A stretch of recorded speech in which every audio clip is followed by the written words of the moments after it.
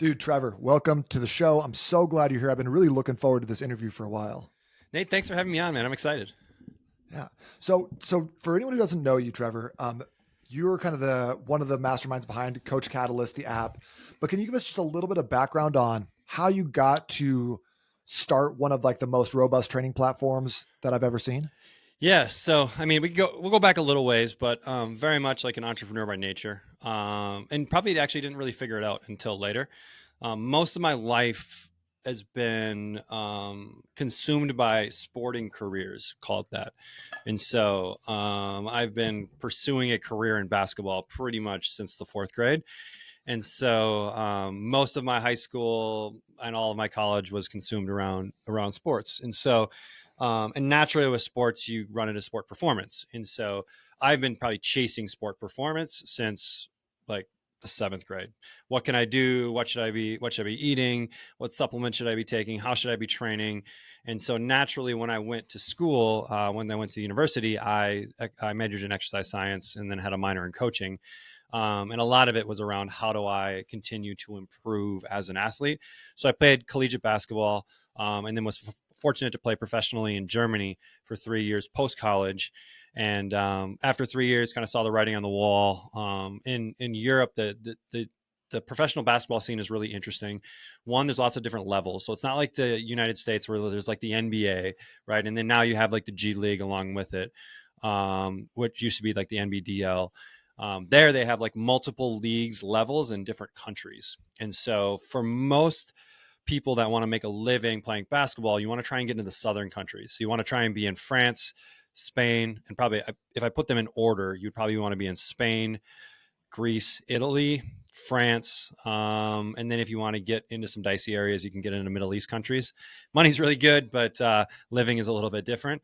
And so I kind of saw the writing on the wall. I wasn't going to be able to make that jump. And so I kind of then moved back into full time trying to figure out what's next. And in the off season, I had been training people.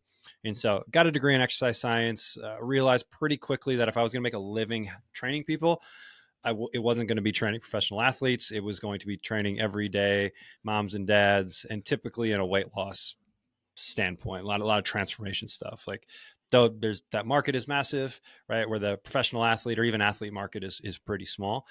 And so started just training my mom and my stepdad at a local community center, and it kind of grew from there. Was able to build a client base big enough. My fourth year, I had a contract that fell through. So instead of going back overseas to Germany, I just stayed and started building the business. And then from there, got enough clients where we ended up buying a building and then turning that into a gym and moving all the clients to the gym. One gym has now turned into 3 gyms. And then out of that gym world came the tech. And so we were really trying to solve our own problem where we wanted to be a different type of gym. We wanted to be a gym where, yes, you worked out and we got after it there, but we wanted to help the whole human being, which meant, okay, cool. What's happening with your sleep? What's going on with your nutrition? What's going on with your stress and all these other areas that make up us as humans? And there just wasn't anything good on the market that could help with that stuff. We wanted to be able to educate people on scale, and we wanted to hold them accountable. And so then we went down the road of building a tech company, which is now about 8.5 years old, and probably where I spend most of my time now. Still coaching people, still running the gyms, but most of my time is with the tech company now. Okay, that's awesome. And I love that you talked about solving like the whole problem, because that's one of the biggest downfalls I see with gyms and personal training is that, for better or worse, you're selling your time. So like people can come in for 30 minutes or an Right. hour or whatever. They're coming in 2 or 3 days per week, kind of at the top end. So what are they doing with the other 165, 167 hours of their week? And like you just, as a personal trainer, you just don't see that. You don't have a good like finger on the pulse of what people are up to. So having a bit more of like a robust system in place that Right. enables you to at a glance scan something and see, hey, here's what my clients have been hitting. Here's how they've been like falling short. And here are some things we need to be talking about.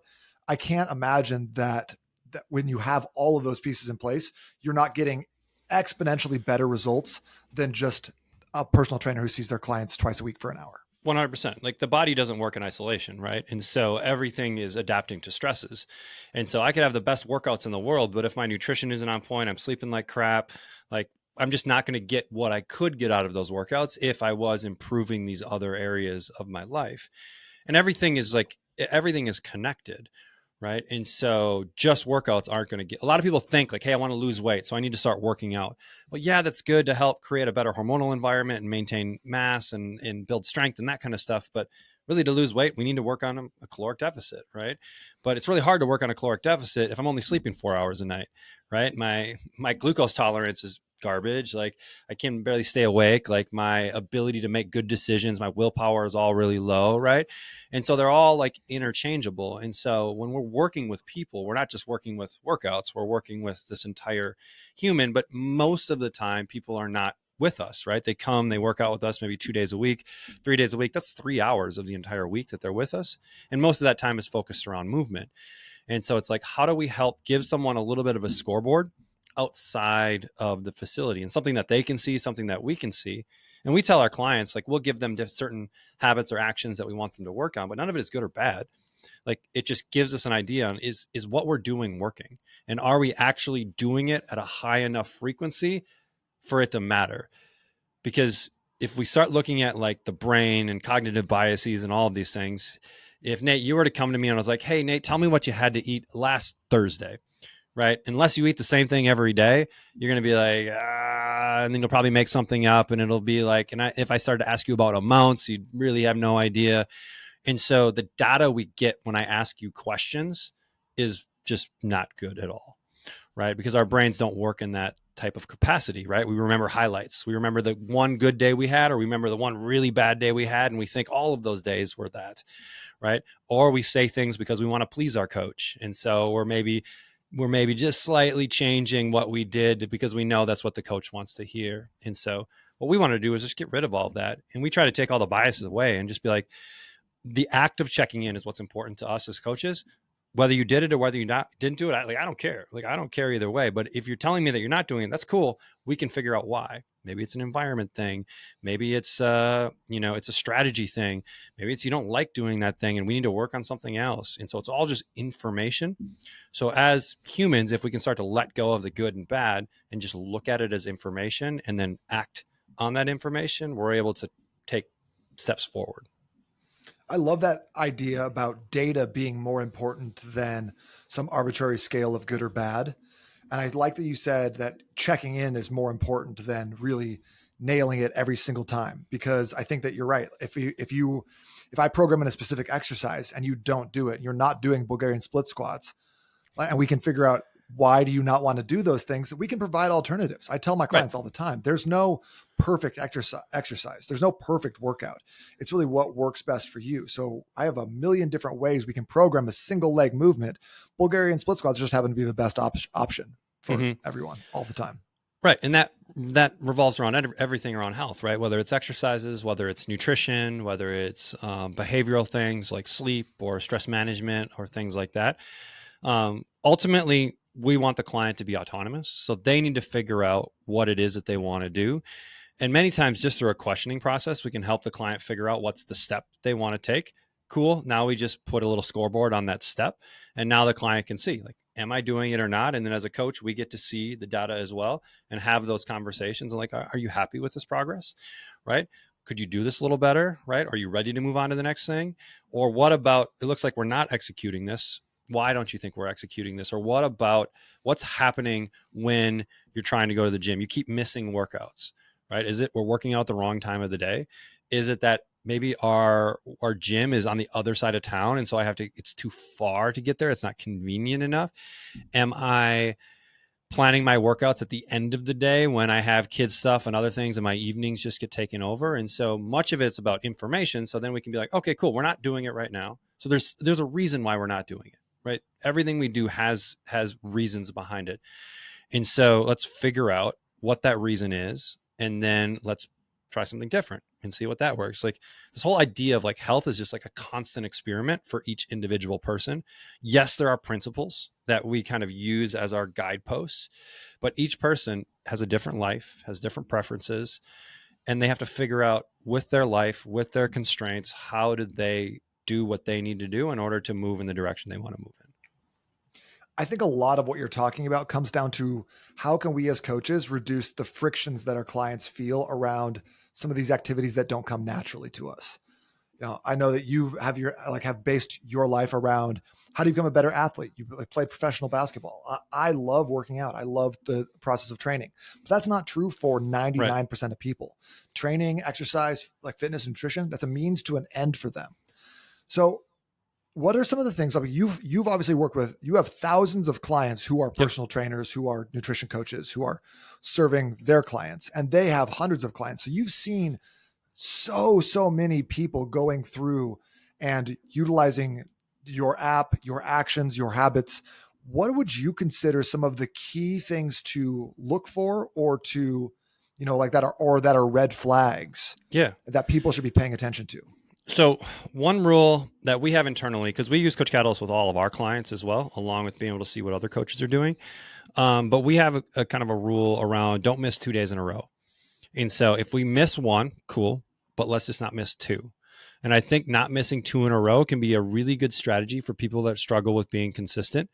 Is you can miss one, cool, but don't miss two. If you're doing, let's say, meals, right? You can miss one meal, but let's not miss two in a row. Let's dial it in on the second one. Even though you're not going to be 100% perfect, you're going to be making steps towards being perfect, being closer to where you need to be in order to move in the direction that you want to go. And you're going to start making more than you're going to be missing. And so inside of Coach Catalyst, we have what we call them like at risk numbers, where you can sort by clients that are at risk. So it'll show you any client that has either marked no or they didn't check in for 3 consecutive days. You can even make that 2 days if you want to. And so when we're consulting with coaches, it's like that's a metric we want to look at, is we don't want clients to get into the habit of missing, because we all know in the coaching world, right? If someone doesn't show up or they miss and then they keep missing and they keep missing and keep missing, from a psychological standpoint, they're just kind of on their way out and they're starting to give up. And as a coach, if we can catch them before they've, gotten to a point of no return and help them get a win, right? We're going to see a lot more success, because as humans, we just fall into these patterns, right? And we do this whole like, I had one bad meal, so screw it. I'm going to like the whole day is wrecked, which is kind of a crazy concept, right? When we think about it, like, let's say I made one bad spending decision, right? Maybe I bought something that was maybe a little more expensive than I wanted to. And then I was like, oh, screw it. I'm going to empty my entire savings account and I'm just going to buy everything now because I made this one bad decision. Like in that context, people will be like, no, that's really dumb. But then when we think about it in like other behavioral contexts, it's like we just do this over and over again without thinking about it. And so sometimes it's a context switch too, of just showing someone what they're doing in a different context that they can understand. And then it's like the light bulb goes on and they're like, oh, yeah, you're right. That doesn't really make any sense. If I just like had a candy bar and now I decide to splurge for the rest of the day because I screwed up my diet or whatever. I love the don't miss two in a row. And I like that you can apply that to fitness decisions, behavioral decisions, nutrition decisions. So what in the app, you actually have, there's a couple things that I really like. And by the way, you guys are the ones who designed the $1 Million Body app. You're the masterminds behind all of that. So in there that you have not only like workouts you can put in there, not only macro tracking, but some lessons. So if I want to educate a client about carbohydrates or getting better sleep or whatever else, I can put those in there. But then my favorite thing is the action steps. And those are just binary. They're just yes or no. Yep. Did you drink a gallon of water today? Did you get to bed on time? Did you put your phone down? Did you read 10 pages from a book? Whatever that looks like. How did you come up with the idea behind that? And then can you talk a little bit about some of like, just like the confetti that comes down when you start building streaks? Like why did you do that? So, I mean, the initial part really comes back into the behavior change world. And so I'm heavily educated by precision nutrition, which in the health and fitness world was for a period of time. I don't know if they really are anymore, but was kind of the education company that was pushing the industry forward and taking it from just maybe fitness and just straight up nutrition to this idea of behavior change and bringing in counseling strategies and strategies that lots of other industries in the change world have been using for a long time, but making them more prominent in the fitness industry. And so a lot of this was around that. And we've kind of gotten a little bit of pushback sometimes with the done or not done. But in my brain, it comes back to like, we did it or we didn't do it. And as long as we're not adding any stigmatism to it of saying like one is good and one is bad, it's better information. And so, yes, you could have a sliding scale. And if someone really wanted to, they could create a form that a client fills out. But every additional step, and we know this in the tech world, that we add to what the client has to do to give us information, the more fall off we're going to get. And so the simpler we can make this, the better feedback the coach is going to get. And so if we had the client answer 15 questions every day, very few would actually complete it every day. And so we're trying to optimize for getting the vast majority of people to be able to click a button and say, yep or nope. And that's it. So it's a single click type of thing. And so from a tech world, we want to make it really, really simple for the client to give that feedback. And so that was one of the reasons why I was binary. It's just give me, like, you don't even need to think about it. You either did or you didn't do it. Cool. Like, no good or bad. Just let me know. And then from like the confetti and those kind of things, we started to get into this idea of gamification, right? And we're just in our infancy as far as gamification goes. And you'll start to notice this in apps that have been around for a long time, gaming apps, those kind of things. Like, there's this feedback loop of, I did this thing and we want to celebrate it, right? So the confetti comes down. There's a moment in your brain that's like, oh, good, awesome. And so now we want to get more of that, right? And so tomorrow I'm going to go and get that again. And then we start to develop these things called streaks, which are essentially what we call perfect days. And so that means, hey, I executed everything today perfectly. And once you get a streak, we know just through human behavior is you don't want to break the streak. And so we're just, it's like gamifying yourself to be successful. Like this, people do this all the time with like a calendar, right? You take a calendar, put it on the wall, and when you have a great day, like put a check mark on it. Cool. Next day, if you had a great day, put a check mark on it. You're going to see a lot of these green check marks, and you're going to see like, oh man, I have a streak of like 7 days. And you're going to try harder to not break the streak. And so we want to be careful with some of this stuff because it can, depending on people's personality types, potentially push them into this kind of obsessive type behavior. And so as a coach, we need to start noticing some of this and start to manipulate things, because I think the people that are the most successful long-term, because like what we're doing right now is like forever, right? Like it's like when you think about fitness and nutrition, like this is not like a 6 weeks and you're there. It's like, yeah, 6 weeks and you get started, but we kind of need to do this thing until we die. And so we need to figure out a strategy that works for us forever. And so, yeah, there's going to be times when we turn the dial up to a 10. There's going to be times when we turn it down to a 2 or a 3, but we never turn it off. And so that's an analogy we use a lot with our clients. This is a dial analogy. Is there sometimes in your life when everything aligns and we can dial this thing up to a 9 or a 10, you're getting 5, 6 workouts in a week, your nutrition is dialed in, you're sleeping a lot at night, and like, let's push during those periods. But then there's going to be periods where you had a new kid, you had a new baby, and you're not sleeping at night, or you got a new puppy and they're throwing up on the carpet. And like, we're not going to be able to sustain level 10 behaviors when we only have, a 3 in us. So then we just scale back those behaviors so that we're always either maintaining or moving forward. We're not going like, oh, I'm off the wagon, turning this thing down to 0. I'll pick it up on Monday, or I'll pick it up next month, or I'll start in the new year, and all these things that we say to ourselves. And so really the goal is to, as coaches, just help people kind of work through this and find a way where they can be successful for the next 40 or 50 years rather than the next 6 weeks. In my book, The $1 Million Body Method, I talk about things that I call the 7 daily investments, 3 of which are breakfast, lunch, and dinner. Then like I've got 4 kind of lifestyle, an AM routine, drinking a gallon of water, writing down your 3 critical tasks for the next day, training, etc. And what I found was that when I was putting all 7 of those daily investments on clients' calendars, I'd see that kind of initial, everyone's really hyped up for the first 2 or 3 weeks. Yep. And then it would slowly drop off to the point where people weren't even checking the boxes anymore. Mm-hmm. How many actions or new habits have you found is best to start introducing in the beginning to make sure that people are getting those wins, feeling successful, and feeling like they can translate that and turn up getting towards the level 9 or 10 behaviors? Yeah. So that's actually a really good question, and an issue that a lot of coaches run into. So one thing as coaches, we want clients to do it all because we want them to get as quick a results as possible. And we know that, hey, if they just did all these things consistently enough, we could get them to where they want to go, probably a lot faster than what they think. But every new thing we add is basically taking space in someone's brain. And so these behaviors to us may seem like, oh, it's no big deal because we have ingrained the ability to execute on these things over and over and over again because we've been practicing for 5, 10 decades, right? And so we've had that level of practice that's necessary in order to develop a level of mastery.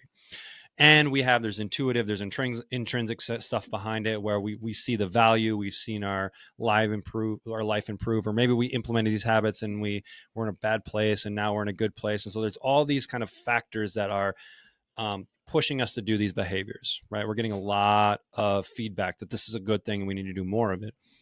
Where a client, right, if they're not eating well, they're not sleeping well, if they're not taking care of themselves, if they're not doing any introspective work or anything like that, for me to give them 7, you're right. They'll be able to do it right away because there's this motivation at the beginning and they're just amped up, ready to go.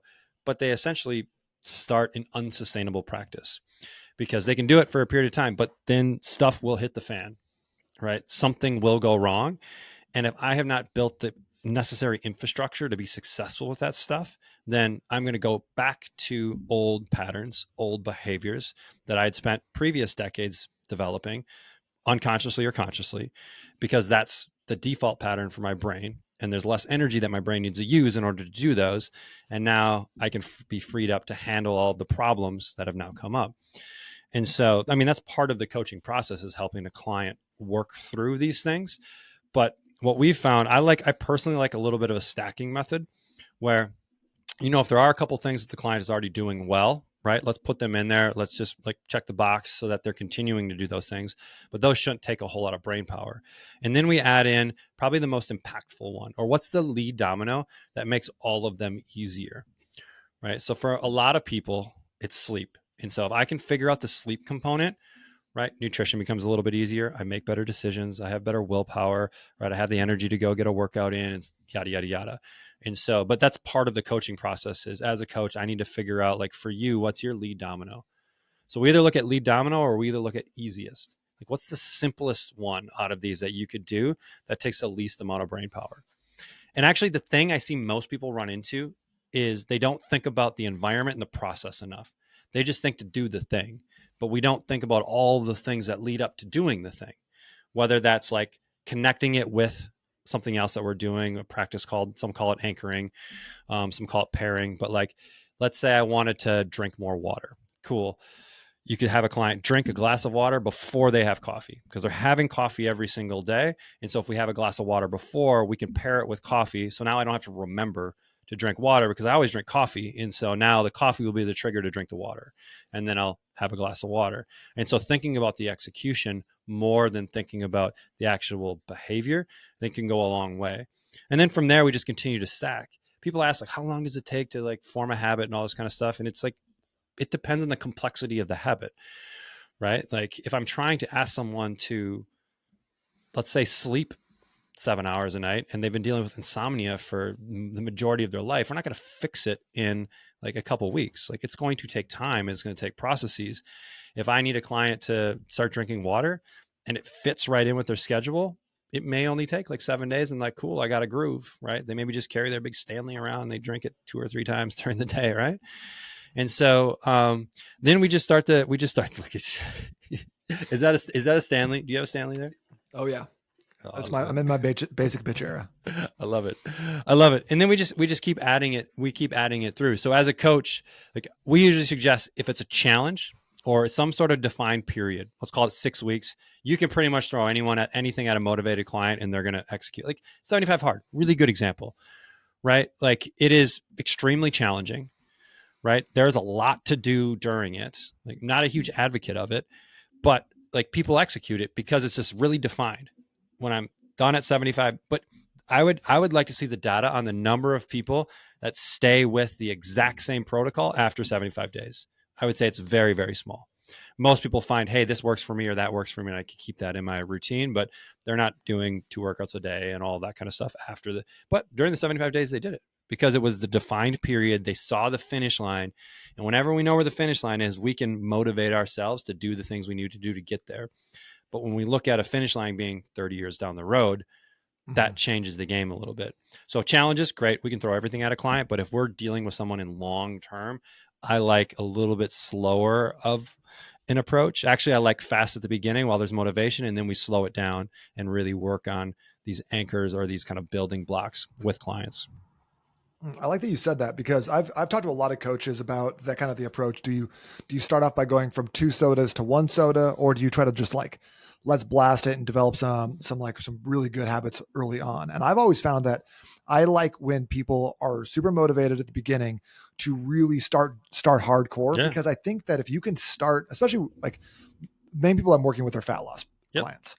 And so if you can start off by changing a lot of things early on and adjusting your diet, adjusting your sleep schedule, I find that you can drop a lot of weight very quickly. And if you miss that first 2-3 week window, it becomes a bit of a slower process. And Yeah. it's not like you're not going to be able to get done, but I like seeing people build momentum in that way. It's So it's motivating, right? It's motivating. Totally. And so when someone sees, the pants a little bit looser or the scale going down, like it reinforces that what I'm doing is working and I need to keep doing it. And so you're not always going to have these periods of high motivation. And so it's like, when you have them, like, let's make hay when we can. I think I'm also kind of based off of this conversation, want to start adding in like, where are you at in terms of the energy you can devote to this? Are you a level 10? Are you a level 3 right now? And I like that. I have not ever asked that line of questioning. I think that could be very powerful. Well, as a coach, right, it gives you just some awareness on where that client's at. Because as a coach, you might be like, hey, this is a great time to push.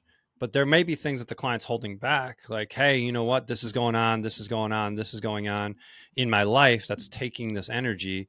And so as coaches, it's our job to be able to find the right piece on the dial. Hey, maybe a win now is 2 workouts a week because you have X, Y, and Z. And let's make that the goal, right? I think too many times we try to make like kind of perfection the goal. And it's just, it's an unsustainable approach, where as a coach, the best coaches will fit what's going on in that client's life to what they need to do in order to at least still be moving forward or even maintain. Maintenance isn't a bad thing. Like someone has like, let's say 100. Yeah. If someone has, let's say 100 pounds to lose, right, and they lost 30 and then they hung out with that 30-pound weight loss for 6 months, like that's a win, because they're basically teaching their body that like, this is kind of a new point. That's the correct place for them to be. And then they can do another push period and make that next one. But I actually like clients in a weight loss standpoint to find like almost a plateau and hang out there for a while, because they have to figure out the lifestyle that allows them to stay there.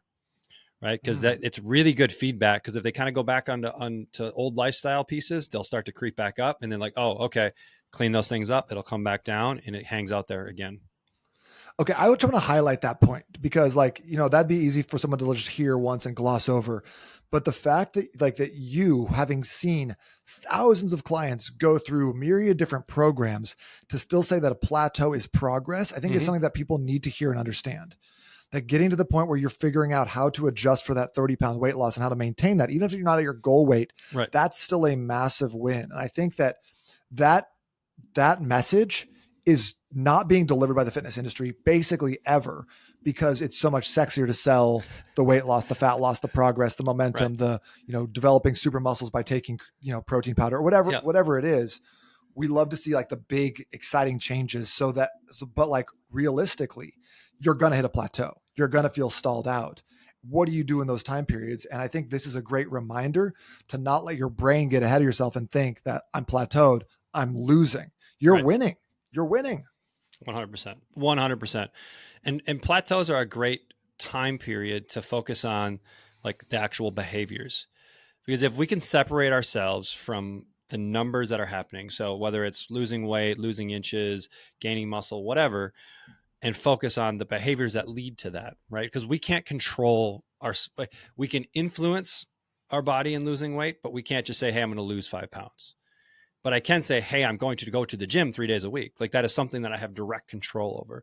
And as someone that's working on like bettering themselves, moving more towards the scoreboard being the things that I can control and not the outcomes that are happening. Because if we do the things that we can control consistently enough, the outcomes will come. Maybe it's not as fast as we want to, right? But the outcomes will come based upon, and that's part of being the coach's job. The coach's job is to figure out the behaviors that you need to be consistent with in order to get the outcome. But too many times we focus on the outcome, and all of our motivation is dictated by the scale going down or putting on a few pounds of muscle or things like that, which is really that's just feedback. That stuff are the behaviors that I'm currently doing leading to the result that I want. It's feedback. That's not good or bad. Whether or not I'm doing the behaviors is where that focus should be. 100%. One of the like the mantras I like to instill in people is if you can't lose if you don't quit. True. And I think a lot about that, both in terms of my own business and being an entrepreneur and, not having these miraculous $100,000 million months that you see on social media, or people in the rented Lambos posturing, Right. but I also look back at my own personal like journey with fitness. Because when I was like 12 or 13, a doctor told me that I was literally never going to be able to gain muscle because I have some like some gene that was affecting me or whatever. And so it was always slower. It was always slower progress to get in shape and get fit than I feel like a lot of other people. But once I started seeing progress, I realized that it wasn't necessarily about the progress. It was about getting to the gym consistently. It was about Mm-hmm. eating enough protein consistently. And I knew that given a long enough time frame of those consistent behaviors, I was going to pass all those people with genetic potential that had been like, doing better than me in Yep. the short term because they weren't sticking with it long term. And I feel like that, I'm starting jujitsu about a year and a half ago. Same thing. I feel like I'm just show up every day. I'm just getting beat down, but I Yeah. realize if I keep coming back, it's going to happen. It can't not happen. And Right. I think that's a cool, like cathartic realization when you're like, okay, I just like it. What one day, no big deal. Like I didn't feel my best today, lifted less weight than I've Yep. lifted all week. All right, let's try again tomorrow. I don't know where I heard this from, but it was recently where this idea of a floor and a ceiling. And so on any given day, right, perfect is the ceiling. So on any given day, a 60-minute workout, everything, all my sets in, full volume, did my warm up, did it all. Like that's my ceiling. That's what I'm striving for on a perfect day. Cool. But what's the floor? What's on the day that everything is going wrong? What's the minimum that you can do on that day to just make sure that it got done? Maybe it's 50 push-ups, right? Maybe it's 100 push-ups, whatever. That can happen no matter what. So like I think with a lot of behaviors, we can look at things like a ceiling and a floor, so we can still be successful even on days when not everything is falling into place. And so that way we still get that, hey, I showed up today. Like to give another example, for someone that's having a hard time going to the gym, I've told people like, just get up and go to the gym. I don't need you to do anything. All I need you to do is get your shoes on, get in your car, walk to the gym. And if you walk through the doors of the gym, check in, and then you walk out, cool. That's a win, because all we're trying to do is create the behavior of going to the gym. If I can get you walking through the doors of the gym 3 times a week and not doing anything, I can then probably get you to do something, and then we can build on that, and then we can build on that, and then we can build on that, and we can build on that. And so what's the smallest thing that you can do that is a win for the person that you want to be? And so maybe it's doing 5 push-ups. Cool. 5 push-ups every day. Awesome. Next week, maybe we turn it to 7, then we turn it to 10, and we can start to build on that. But just the act of doing, if we can get really good at that, then anything really becomes possible given enough time. I like that a lot because I feel like there's two ways to change your behavior and change your habits. One is like an earth shattering event. It's going to a Yep. Tony Robbins seminar. It's Megan Fox complimenting you on your new look. Like things that are very difficult to attain, but Right. create like monumental like emotions. And that can be like a negative thing. A doctor being like, bro, Right. you have to lose weight or you will die. Right. But then the second way is much more accessible, but it requires those consistent things. Like you said, just going to the gym. I've had clients go to the gym and read a book before. I was like, that's Cool. it. That's all I need you to do. Be inside the gym, read your book, then go home. That's totally fine. And if you can build on those behaviors over time, over a long enough time period without giving up, you're going to be equally as successful as someone who had that life altering, like, come to Jesus moment. Mm-hmm. Yeah, 100%. But the cool thing about those two scenarios, one, we can't control, right? We Correct. can't, I mean, I hope we don't want to try and control a life altering thing, right? Because many times it's a near death experience or something, right? That is like, okay, I need to go in a different direction than I'm going in. But the other piece is 100% under control, right? It's just like, it's ultimately making a decision that I'm going to do this thing, and here's the little step that I'm going to take in that direction. But also, like, and this as a coach and having coached thousands of people, is like, you can't force change on someone. And so as a client, I have to be ready to be able to change. I have to be ready to do something different. I have to be ready to ask for help. And if you're not in that place, there's not much anyone can do to help you be successful. And that's the kind of internal work that you need to do in order to be like, okay, I'm ready to do this. And so, yeah. When you get those clients that you're like, man, nothing's working, none of my psychological strategies, none of my behavior change strategies, they're not doing their workouts. At what point do we as a coach get rid of that client or give up on them? Like when is that Yeah. appropriate? I think it's very appropriate, right? Because as a coach, you only have a limited capacity, right? And so you spending your time on someone that's not ready to change is not allowing someone else to come into your life that is ready for change. And so there's nothing wrong with not being ready. Like I think we think of like this is a bad thing. And so like it's just being very honest with yourself. Like, hey, I'm just not in that spot yet. Cool. Let me know when the pain is greater. Like, hey, I'll be here for you, but like the pain to change is not great enough yet. And so like you need to go through a little bit more hell before you're ready to make a change, and that's okay. And I'll be here to support you when you do that, but it doesn't, I think it's being very honest with the situation and just being like, hey, this doesn't appear to be working, right? And I think being honest with the client, like, I don't know if you're ready. I don't know if you're ready to make the change. It doesn't appear to me that you're ready to make the change. And allowing that client to come to their own resolutions. Maybe they say they are, and then their behaviors say differently. And then again, you just bring that to light. You're telling me this, the behaviors are telling me this, like this is a disconnect. And so like, I don't think you're ready. And then that frees that spot up for someone that is ready to make that change. And it's kind of a disservice to both people. You're doing it a disservice to that one client if they're not ready for it by trying to pull them into it, because they're never going to be successful. Then that client is also doing a disservice to the coach in taking time and effort away from someone else that could benefit from it. Yeah. Tough though. Those are hard So conversations. it's so hard, right? Because as coaches, we take, and I don't know about you, but I take a lot of like personal responsibility for my clients' results. Like it's not necessarily a good thing as a coach to do because I'm not in control of any of it, right? But like as a coach, I want my clients to be successful, and part of being a coach is like giving them the right tools and helping them be successful, and sometimes pulling them along a little bit if you need to.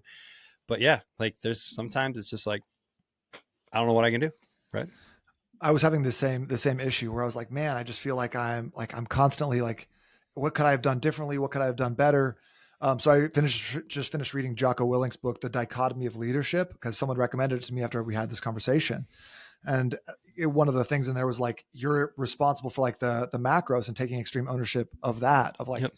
the mission, but the implementation has to be like, there has to be a reciprocation there. There has to be something going on from the client. And you can't be just pulling them by the nose and expecting behavior change that lasts or is sustainable in any capacity.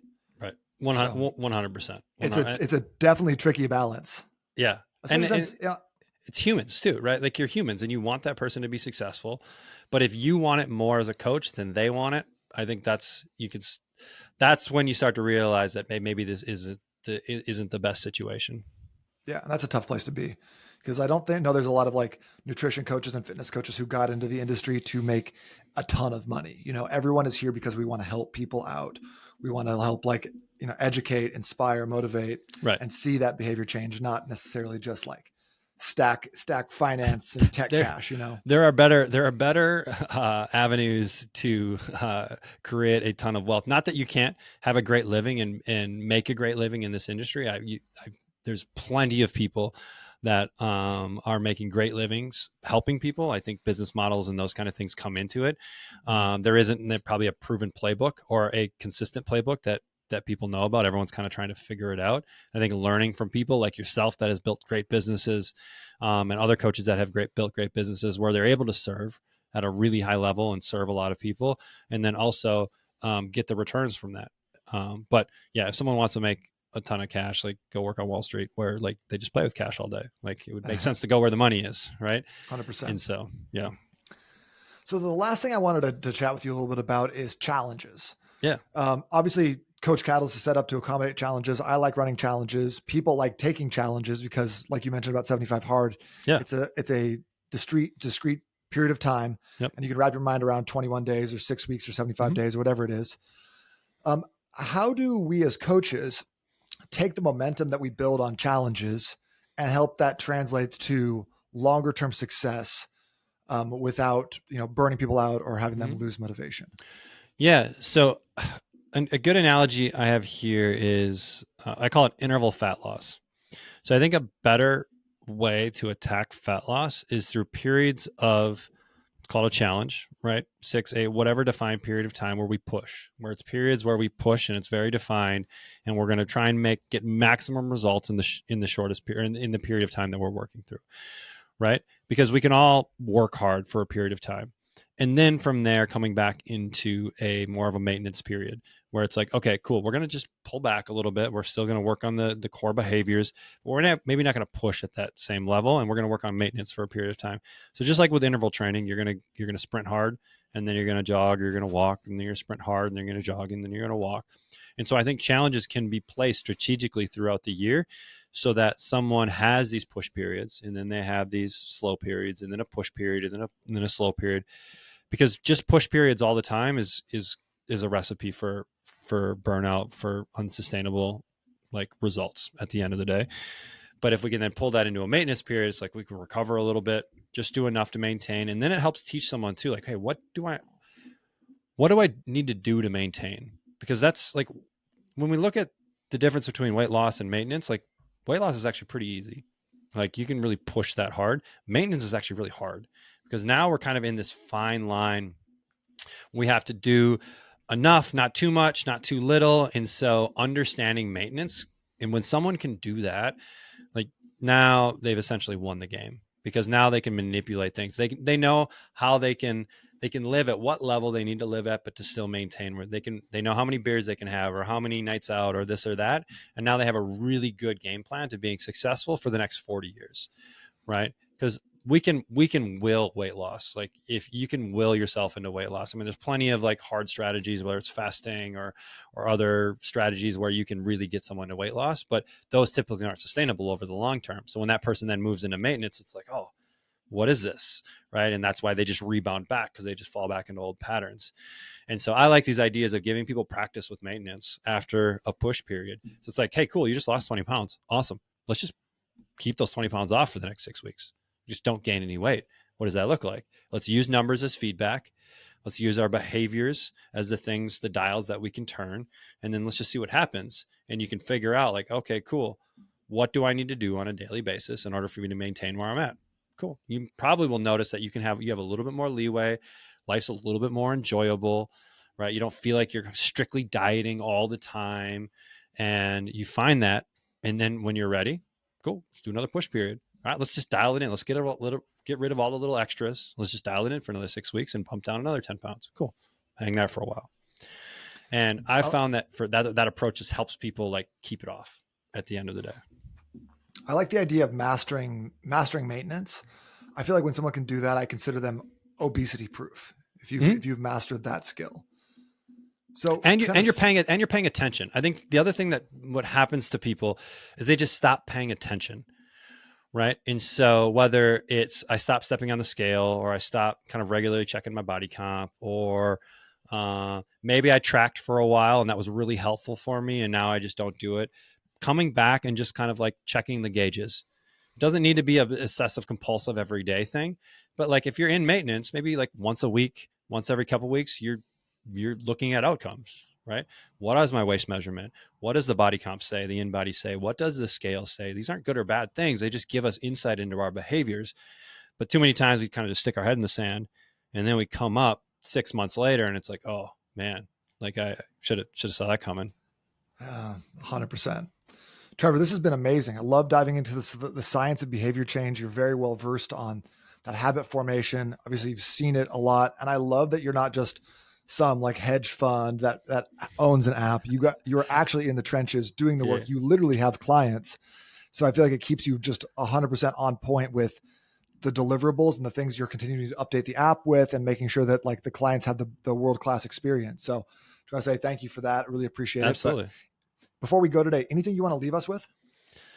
No, I mean, like at the end of the day, I say no, and then I start talking. Right? So like at the end of the day, coaching is a human experience. And yes, we own a tech company, but the tech is just meant to make that experience easier because the main disconnect in coaching is I don't know what's going on with my client, right? And if we did know what's going on, we could help that client be more successful. And so rather than relying on recall or surveys or whatever to get information, we can rely on kind of like almost like daily little check-ins. And we can help that coach be able to intervene quicker so that they can help the client progress quicker, and then also create a human experience, because coaching at the end of the day is a human experience. People don't change because of technology. We've actually like tested this in our own facility. We did 2 challenges. We did one challenge 6 weeks long that just gave the little habit check-ins. It gave education, but no one was overseeing it. No one was looking at it. It was just the tech piece. And then we did another one with the coach, where the coach was looking at it, giving feedback, and it was about a 10% completion rate for the 6-week challenge. And it was a 93% completion rate for the coach challenge. And the Whoa. only difference between the two was the human element. And so, like, humans respond to humans. We're just trying to use technology to make that easier and allow people to do it at scale so that they can build better businesses, work with more people, and change more lives. So ChatGPT is not taking my job anytime soon. Probably not, until it gets someone that looks like a human and talks like a human, and which probably isn't all that far away, to be honest. But that's probably a topic for another day. Yeah. Well, this has been awesome. Thank you so much for coming on, sharing your wisdom with us. If you're a coach out there and you're looking for an app, I can't recommend Coach Catalyst enough. And if you're looking for transformation, you want to work on some of these habit changes, I would love to be a resource for you in that arena as well. So make sure you follow Trevor online on Trevor Wittwer, WITTWER. Sorry, I'll put it in the show notes on Instagram, and then follow me at _$1,000,000body as well. I love it. That's good. Yeah, the last name's kind of tricky. WITTWER. Yeah, start searching stuff on Instagram. I'm not super social, so you'll see some stuff on there, but I'll respond to DMs and that kind of stuff. But I'm not spending a lot of time on the socials. We got businesses to run, so that's fair enough. Fair enough. Thank you, brother. Appreciate you. Thanks, Nate.